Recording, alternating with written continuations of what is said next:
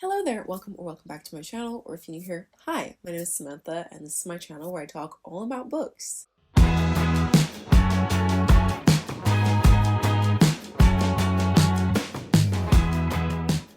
Anyway, today I'm coming to you with my September wrap-up. So we're going to be talking about all of the books that I read in the month of September, which was actually quite a few. I'm impressed with myself. I ended up finishing 7 books in a month, and then I did also have 1 DNF. Although I did read a pretty big chunk of that book before I decided to give up on it. I read quite a bit. This was not a good reading month for me. I'm not gonna lie, I had pretty low ratings across the board, as you'll see when I go into my statistics, because I always start off this video with my monthly statistics. I did read some autumnal books to get me into the autumnal spirit, because I am not a fall girly. Unlike most of BookTube, I'm not here for the fall vibes. I'm here for the summer vibes. And our summer in the UK was so bad that it was basically autumn like all year. So I'm not super pumped, but I'm trying to embrace it. As you can see, I've got a little ghosty friend up there, and I bought a bunch of candles which smell autumnal. And I'm just trying to like embrace the cozy vibes and read some like fun witchy books. I'll talk about all that in my autumn TBR, which I'll be posting next week. Yeah, I've read a few books this month to get me into that autumnal spirit. However, before I start talking about the books and the statistics,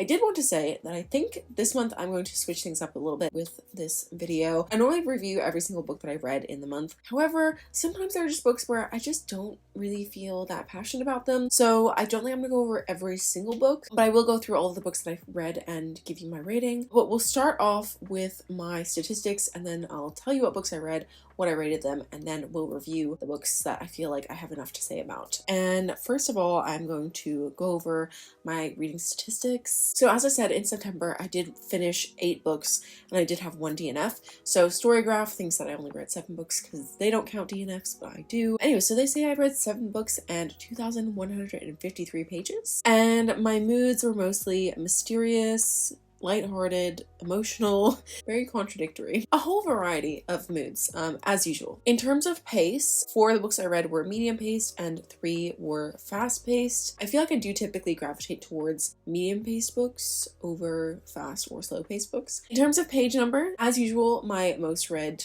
book length was between 300 and 499 pages. I pretty much always gravitate towards those books because they're like bigger than a tiny book, but also not too chunky. So I feel like I read those a lot. But I did also have 1 book that was under 300 pages, which was a poetry collection. In terms of my fiction to nonfiction ratio, I read 6 fiction books and 1 nonfiction book. So on track with my 1 a month, except I'm really far behind on my 1 a month goal, but that's fine. In terms of my genre, I read mostly romance. I read 4 romance books, 3 fantasy, although I think all 3 of those were fantasy romance, so it goes to the romance category. And then all the other genres, there was just like 1. Mostly romance and fantasy, well, fantasy romance. In terms of my format, I read 5 physical books, 1 digital book, and 1 audiobook. In terms of my rating, you'll see I had a really bad month. My average rating was 3.29, which is very low. I had a 1 2-star, 1 2.75, 1 3, 3 3.5, and 1 4.75. So we had 1 really good book and 3 average, and the rest would, I'd say, average verging on bad. And as you can see, I read or listened to an audiobook every day in September. I am really trying to keep my Storygraph streak going. So every day I'm like, I need to read at least 1 page today so I can keep that streak. Overall, not too bad in terms of the quantity, but the quality, not really ideal. Okay, so now that we've talked about all of the statistics, I'm just gonna go over what books I read and what I rated them, and then we'll talk about the books that I feel like talking about. Some of the books I'm gonna be talking about in different videos, so I won't mention them here, and then some of them I just don't really have that many thoughts and feelings about them. So yes, the first book that I read in September was my DNF, and I stopped reading Leviathan Wakes by James S. A. Corey because I hated this book so much. 1 star, terrible book. And then I read Funny You Should Ask by Alyssa Sussman, and I gave this 3.5 stars. I also read Persephone Made Me Do It by Tristan Mattier, which I gave 3.5 stars as well. Then the only book that I have physically with me is The Dry by Jane Harper. I also gave this 3.5 2.5 stars. I listened to the audiobook of Educated by Tara Westover and I gave this 3 stars. Then I read Enchanted to Meet You by Meg Cabot and I gave this 1.5 stars, which I think I gave 2 stars on Storygraph, but in my heart, it's a 1.5. It was not a good book. And then I read 3 Holidays and a Wedding by Marissa Stapley and Isma Jalaluddin and I gave this 2.5 stars. And finally, I read The Kiss Curse by Erin Serling and I gave this 5 stars. Although I think on Storygraph I gave it 4.75, but in my heart it's a 5. I don't know why I gave it 4.7. Well, I do know why, but it's a 5. Like, it's a 5.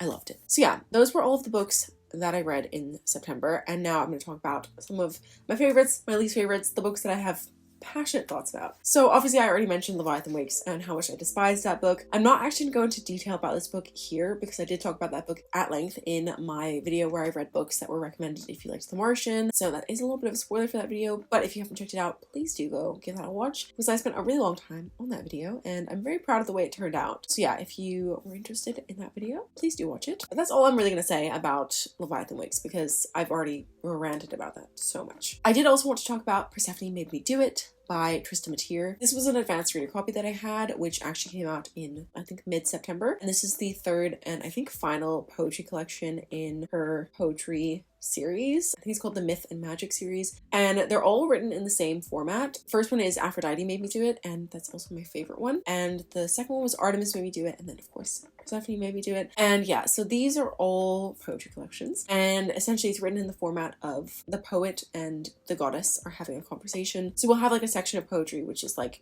from the poet's perspective, and then like the goddess will respond, and it kind of corresponds to similar themes that were mentioned in the previous section. It's kind of like the poet is talking to the goddess and the goddess is giving her opinions and advice and, you know, sage wisdom. And I really like this format. I think it works really well and I like the themes that are discussed. As I said, Aphrodite Made Me Do It was definitely my favorite one, and this one I still really enjoyed, but I think it was my least favorite. And it might be because I did just read Artemis Made Me Do It in June, I think, so it was quite recent that I read that, so maybe it was just like too soon with the very similar formats. But either way, I still loved it. I really enjoyed Trista Mateer's poetry. I think she has beautiful writing, and also the illustrations were really good. However, that was something I didn't love about this installment, is that I feel like it relied a little bit too heavily on the illustrations. Like, there were a lot, and I would have liked some more poetry and less illustrations, but they're still beautiful illustrations, so like, you know, can't complain too much. I still need to buy the whole series because I do love the books. They do have the most beautiful covers ever. I would still highly recommend that, even though that one was probably the weakest for me personally. And the next book I'm going to be talking about is Funny You Should Ask by Alyssa Sussman. This is just a contemporary romance book. This is essentially based off an interview that actually happened, apparently, between, I think, Chris Evans and the interviewer. And essentially it was like this kind of wild interview that ended up taking place over like a whole weekend. So Alyssa Sussman took that idea and turned it into this novel. So we've got our main character, Chani, and she is going to go interview this famous actor guy. What is his name? Gabe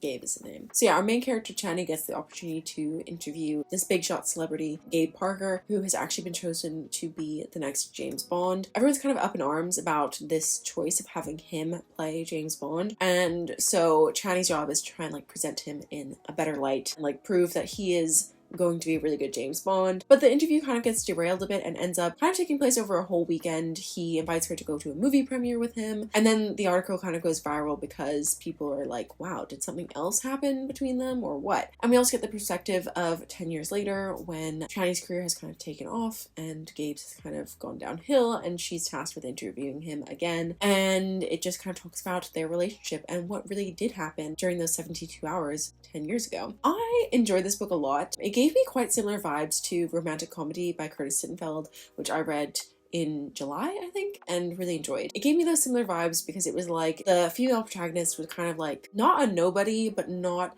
as well known as the male love interest. I don't know, just the way that it was written, it kind of gave me the similar feeling. The two female characters gave me similar vibes. Even though the books are quite different it gave me a similar feeling. I really liked the format of this book because basically it was kind of split into like 3 main days, like the weekend was, the Friday, Saturday, and Sunday. And then at the beginning of each day, we would get a section of the article that was written talking about what happened on that day. So we would get that newspaper clipping, and then we would actually get the chapter of what actually happened then, and then we would get the now perspective where it's kind of talking about like how their relationship has changed during that time. I did really enjoy this book. However, I don't think it was like the most amazing book I've ever read, and I don't think it's something that would stick with me, so that's why I gave it 3.5 stars instead of like a higher rating. There wasn't anything that I particularly disliked about this, and every time I picked it up I found it incredibly readable and I didn't want to stop reading.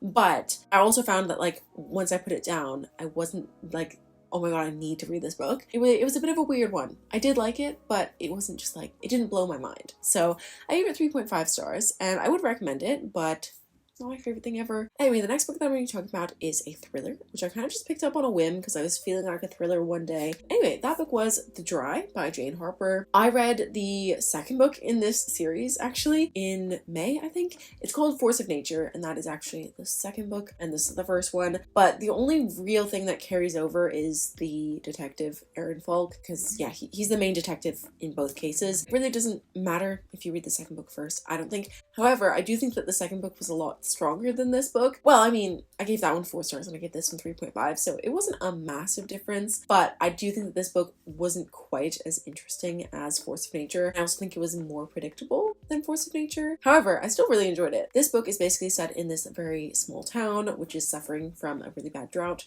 thus The Dry, and it's kind of like a farming area, so this has really impacted the community a lot. And one day, 3 of the members of the Hadler family die: the father, the wife, and their son, and the only one left is their 1-year-old daughter, and it's basically ruled as like a murder-suicide. They think that the husband, Luke, facing all of the issues that they had going on, just got too depressed and murdered his wife and son and then killed himself. However, Detective Aaron Falk and Luke were actually childhood friends, and he's basically convinced by Luke's parents that Luke couldn't have possibly done this and to try and look into it, and it basically follows the investigation of what actually happened to the Hadler family. And I enjoyed this book. I think that Jane Harper does a really good job at her settings. Even though it's set in a place which is quite big, it really does have a quite claustrophobic feel to it. And I found that same thing with Force of Nature. It wasn't that it was predictable, but I feel like she dropped enough hints that you could work it out like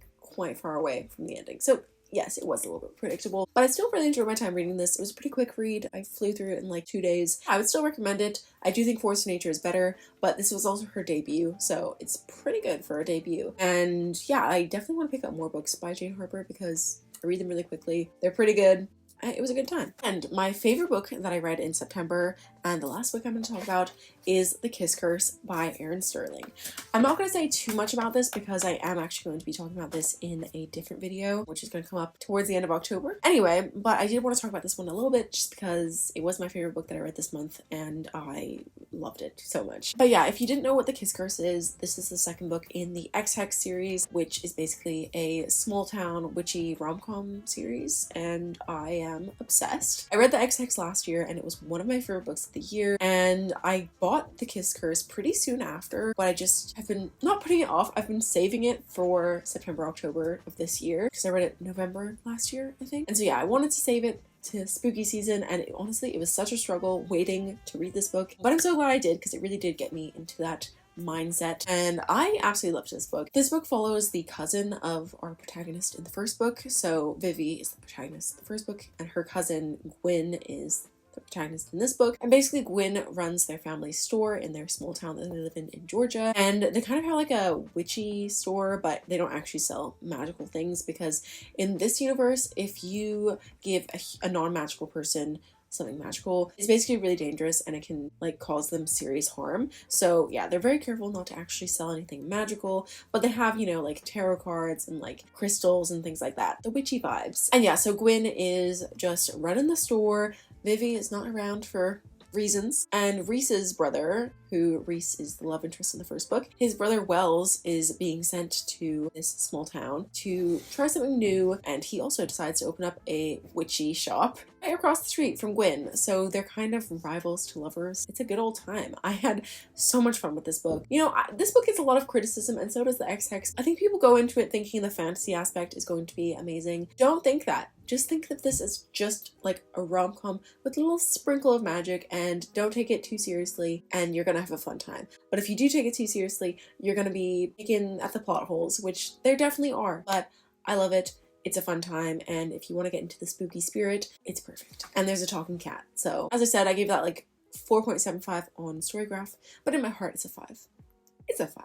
So those are all the books that I read in the month of September. I'm really hoping that I have a better month in October. I have a lot of fun reading plans ahead of me. But yeah, please let me know what your favorite books that you read in September were down in the comments. I would love to know. And if you made it all the way to the end of this, please leave me... Is there a witch emoji? Or like the crystal ball? One of those emojis. Leave one of those down in the comments. But yeah, thank you so much for watching. I hope you liked this video. And if you did, please hit a thumbs up.